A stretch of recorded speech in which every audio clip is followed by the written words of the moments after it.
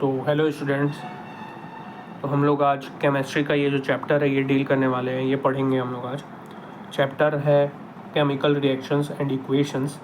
हम लोग आज ये डील करेंगे, ये अच्छे से समझेंगे कि ये चैप्टर किस बारे में है, क्या केमिकल रिएक्शंस होते हैं, कैसे इक्वेशंस होते हैं। तो ये सारी चीज़ें हम लोग इसमें पढ़ने वाले हैं। आइए देखते हैं वन बाय वन करके, लाइन बाय लाइन जो है हर एक छोटी से छोटी चीज़ों को अच्छे से समझेंगे।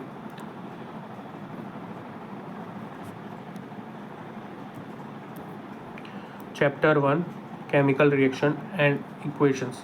इससे पहले देख लेते हैं कि मार्टिन ने क्या कहा है। Martin H Fisher, facts are not science as the dictionary is not the literature.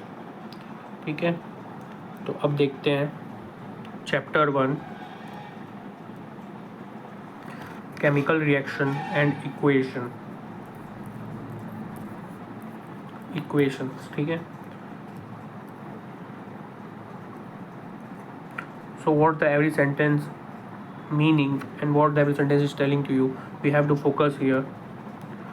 Like, consider the following situations of daily life and think what happens when milk is left at the room temperature during summers. जब दूध को room temperature पर रख दिया जाता है बाहर पे गर्मियों के टाइम पे, तो उसके साथ क्या होता है। An iron tawa pan nail is left expose to humid atmosphere. Grapes get fermented, food is cooked. Okay, food gets digested in our body and we respire. In all the above situations, the nature, the identity of initial substance have somewhat changed. We have already learnt about physical and chemical changes of matter in our previous classes. तो जब भी जैसे कोई खाने की चीज़ें होती है, मिल्क हो गया या फ्रूट्स हो गया, हम सब गर्मियों के टाइम पे उसको जैसे अपन बाहर रख देते हैं ना, तो उसके साथ क्या क्या वो जैसे हमने ग्रेप्स को रख दिया बाहर पे, तो गर्मियों की वजह से क्या हो जाता है, वो सिकुड़ने लग जाता है, फर्मेंटेटेड होने लग जाता है। तो ये सारी चीज़ें क्यों हो रही है, यही सारी चीज़ें केमिकल चेंजेस हो रहा है। ठीक है, whenever a chemical change occurs we can say that chemical reaction has taken place.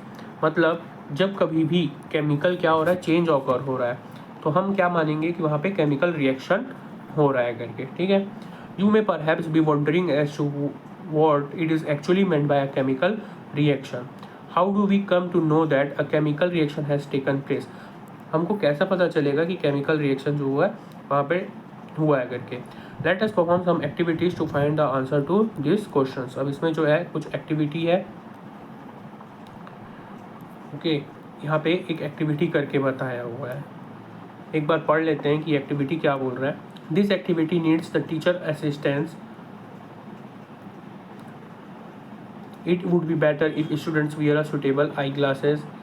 Clean a magnesium ribbon about 3-4 centimetre long bye rubbing with sand paper. क्या बोल रहा है कि मैग्नीशियम रिबन लेना है about 3-4 centimetre long bye rubbing with a sand paper. इसको रब करना है सैंड पेपर से.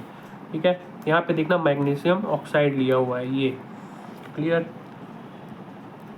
उसके बाद क्या बोल रहा है, hold it with a pair of tongs, burn it using a spirit lamp और burner and collect the ash so formed in a watch glass as shown in figure 1.1. Burn the magnesium ribbon keeping it away as far as possible from your eyes. What do you observe? तो क्या हुआ यहाँ पर, इसमें magnesium oxide लिया है, watch glass लिया हुआ है यहाँ पर और बर्नर लिया हुआ है. और यहाँ पे इसको जो कैंची जैसा दिख रहा है ना, इसको बोलते हैं, ये सीजर नहीं है, इसको बोलते हैं टोंग. ठीक है, मैग्नीशियम रिबन लिया हुआ है. अब क्या कर रहा है ये, और इसमें से जो ऐश आएगा, अब ये बर्न हो रहा है यहाँ पर, तो यहाँ से जो ऐश आ रहा है उसको इसमें कलेक्ट कर रहा है. तो क्या इसमें चेंजेस आ रहे हैं वो हमको ऑब्जर्व करना है. बर्निंग ऑफ, हम क्या बोल रहा है, burning of magnesium ribbon in air and collection of magnesium oxide in a watch glass. तो मैग्नीशियम जो रिबन है उसको यहाँ पे बर्न कर रहे हैं, है ना, और जो ऐशेस आ रहे हैं मैग्नीशियम ऑक्साइड के, है ना, उसको हम लोग यहाँ पर क्या कर रहे हैं, कलेक्ट कर रहे हैं. Next,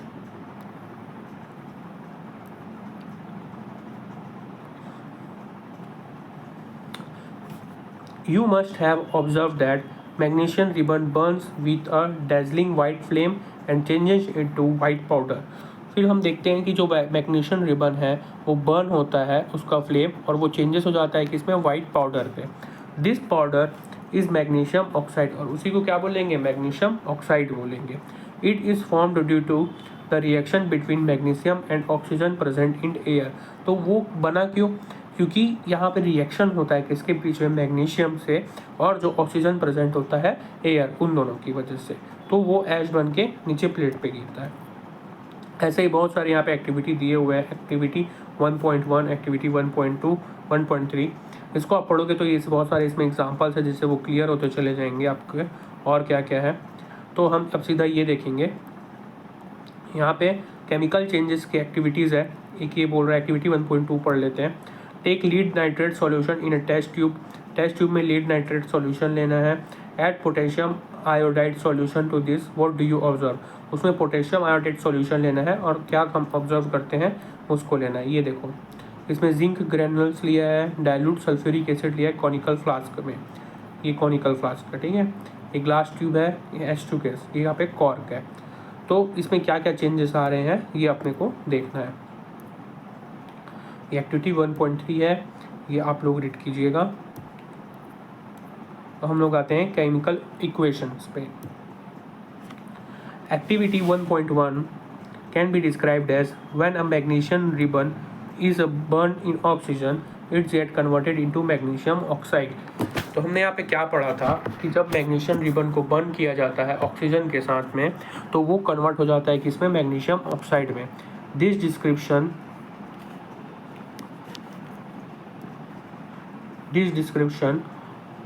of a chemical reaction in a sentence is form is quite long. It can be written as a shorter form. The simplest way to do this write in the form of a word equation. तो इतना सब कुछ जो हम बोल रहे हैं कि जब हमने उसको बर्न किया बर्नर पे तो मैग्नीशियम से वो मैग्नीशियम ऑक्साइड बना, इसको सिंपली एक इक्वेशन पे जो हम अगर लिखेंगे तो वो किस तरीके से होगा, मैग्नीशियम प्लस ऑक्सीजन जो कि रिएक्टेंट्स है, क्या बन गया, मैग्नीशियम ऑक्साइड, प्रोडक्ट बन गया. The substances that undergo chemical change in the reaction, magnesium and oxygen are the reactants. तो ये जो मैग्नीशियम था, ये ऑक्सीजन था, ये क्या कहलाया, रिएक्टेंट्स कहलाया.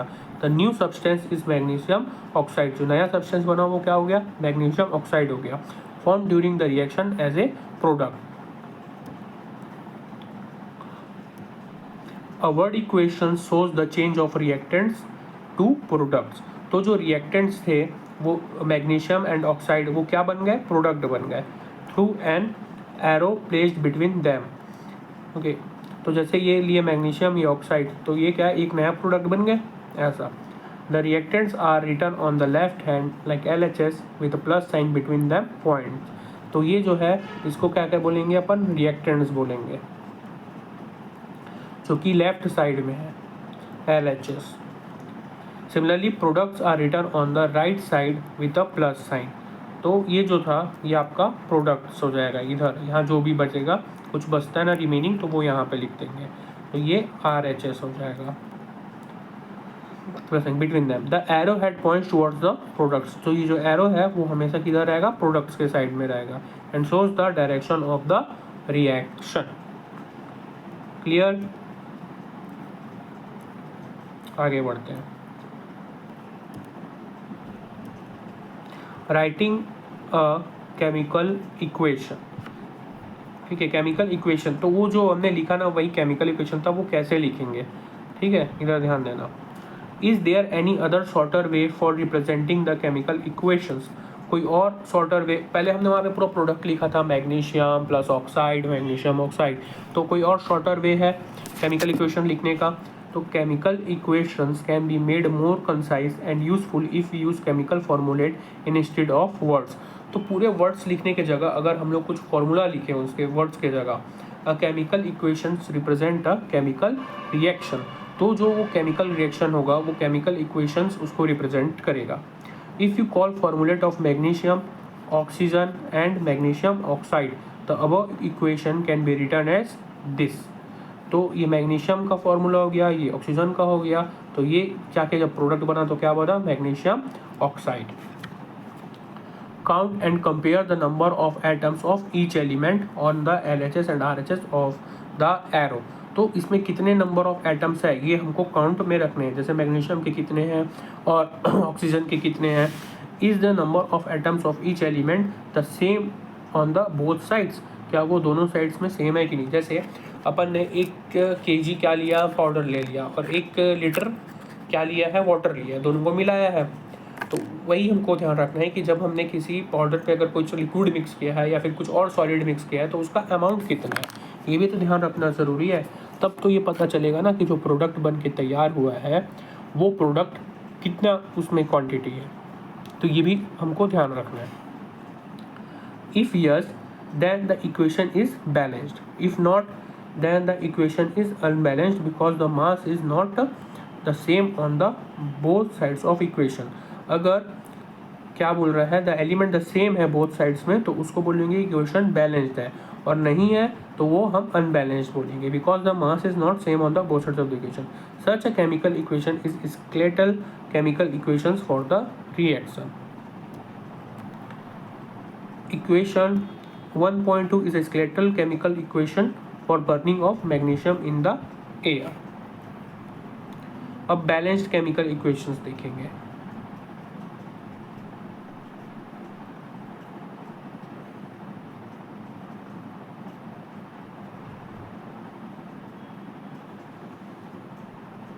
बैलेंस्ड केमिकल इक्वेशंस,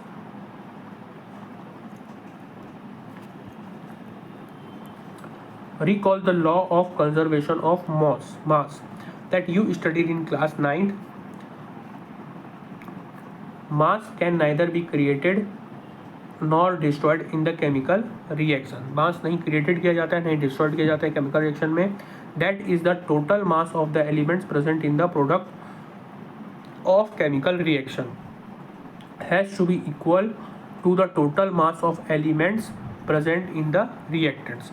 मतलब जो प्रोडक्ट है उसका जितना मास है ना, वो जो रिएक्टेंट्स के मास के सम के बराबर होगा। जैसे 2 रिएक्टेंट्स लिए थे, वो जाके प्रोडक्ट बना गए, तो इसका जो मास है इसका जो मास है उन दोनों का जब मिलाएंगे तब जाके इस प्रोडक्ट का मास बनेगा। Clear. In the other words the number of atoms of each element remains the same before and after the chemical reactions, hence we need to balance a skeletal chemical equation। is this chemical equation 1.2 balanced? Let us learn about balancing a chemical equation step by step। the word equation for activity 1.3 may be represented as, तो ये equation क्या ले रहा है, zinc plus sulphuric acid. तो यहीं पे मुझे कमेंट सेक्शन में बताते जाओ जिंक का फॉर्मूला क्या है, क्या लिखते हैं हम जिंक को। सल्फ्यूरिक एसिड बताते चले जाओ क्या फॉर्मूला है सल्फ्यूरिक एसिड का, जिंक सल्फेट क्या लिखेंगे, और हाइड्रोजन। तो ये ऐसा बनते जा रहा है। तो द अबव वर्ड इक्वेशन में be represented as the by following chemical equation. देखो नीचे लिखा है फॉर्मूला, जिंक को Zn से, sulphuric acid H2SO4, zinc sulphate ZnSO4 और hydrogen H2। Let us examine the number of atoms of different on both the sides of arrow. अब इसमें किसके कितने नंबर ऑफ एटम्स है ये बताना है। केमिकल इक्वेशंस देखना, और यहाँ पे element, number of atoms in LHS, number of atom in product RHS में। जिंक कितना है बताओ, 1। RHS में बताना जिंक कितना है, 1। अब हाइड्रोजन कितना है, 2। RHS में कितना हुआ, 2। ये दिख रहा है RHS में 2, ठीक है। ये सल्फाइड कितना है यहाँ, 1। उस तरफ कितना है, 1। और क्या ऑक्सीजन किधर है, इधर 4 है, और इस साइड 4। तो नंबर ऑफ एटम्स समझ में आ गया दोनों side. So how much this is important, we have to understand this. क्या होता है कभी कभी जब एग्जाम में हम ये इक्वेशंस लिखते हैं तो कितने नंबर ऑफ एटम्स है ये हमारा ध्यान पे नहीं रहता है। हम हमेशा यहाँ पे गलतियाँ करते हैं कि कितना है वो कितना नहीं है वो हम नहीं लिख पाते हैं, जिसकी वजह से हमारे मार्क्स कट हो जाता है। तो ये सब चीज़ हमको ध्यान में रखना है।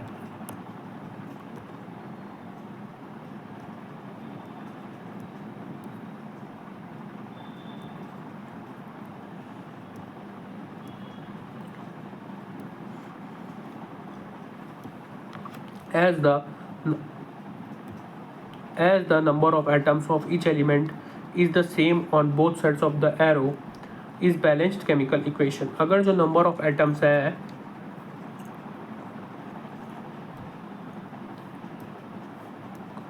वो दोनों साइड्स के अगर सेम हो जाते हैं, नंबर ऑफ एटम्स दोनों साइड से जो है सेम हो जाते हैं, तो उसको हम क्या बोलेंगे, बैलेंस बोलेंगे. तो let us try to balance the following chemical equations.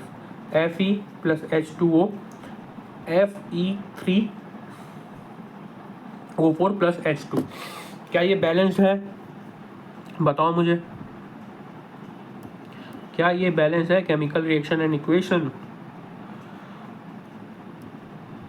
जब सब देख रहे हो तो बताओ यहाँ पर. और अगर बैलेंस है तो क्या इसे कुछ करने की यहाँ पे ज़रूरत है या नहीं है? और अगर नहीं है तो हम इसमें क्या कर सकते हैं बैलेंस करने के लिए? इज दिस बैलेंस्ड और वी हैव टू डू, हमको करना पड़ेगा. क्या करना है बताओ?